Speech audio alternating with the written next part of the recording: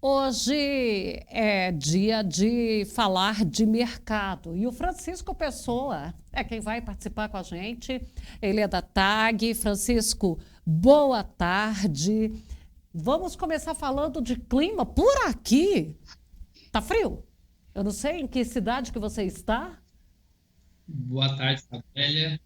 Boa tarde a todos que estão nos ouvindo, todos os seguidores.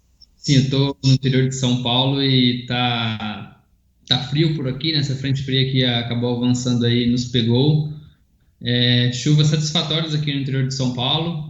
Conversando com alguns colegas em Minas, acho que até no Goiás também a gente tem aí essa frente fria trazendo chuvas, né? Abençoando as lavouras de inverno, né, safrinha, sorgo. Então, eu acho que essa chuva acaba sacramentando a expectativa de produtividade bastante elevada que deveremos ter aí para as culturas de inverno ou segunda lavoura, né, como o pessoal fala.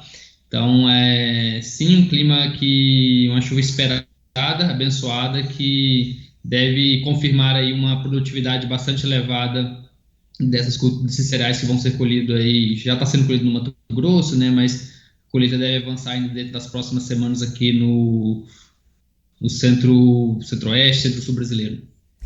E lá nos Estados Unidos, isso nos importa muito, que a gente está aqui fazendo o nosso trabalho e de olho lá. Como é que está o clima por lá?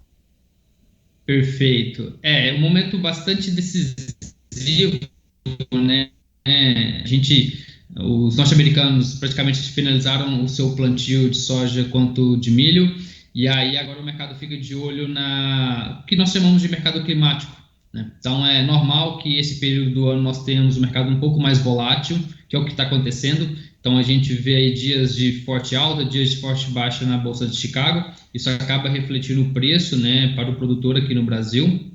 E o que a gente tem visto desde a última semana é sim um padrão de clima um pouco mais seco e também um pouco mais quente. Isso tem levado aí uma certa deterioração das lavouras por lá. Nada muito expressivo ainda, ainda mais por se tratar ali do início de ciclo, mas esse padrão mais seco e quente, como eu havia dito, tem sim feito o mercado se questionar, se perguntar se a gente realmente tem essa capacidade de produção recorde nos Estados Unidos, em termos de produtividade, e, e a expectativa é ainda dos próximos dias se manter esse padrão não tão satisfatório para as lavouras, e porém, mais para o final do mês, a virada ali de junho para julho, as expectativas é da normalização das chuvas. Isso deve dar uma segurada aí na questão desse prejuízo das qualidades de lavoura por lá.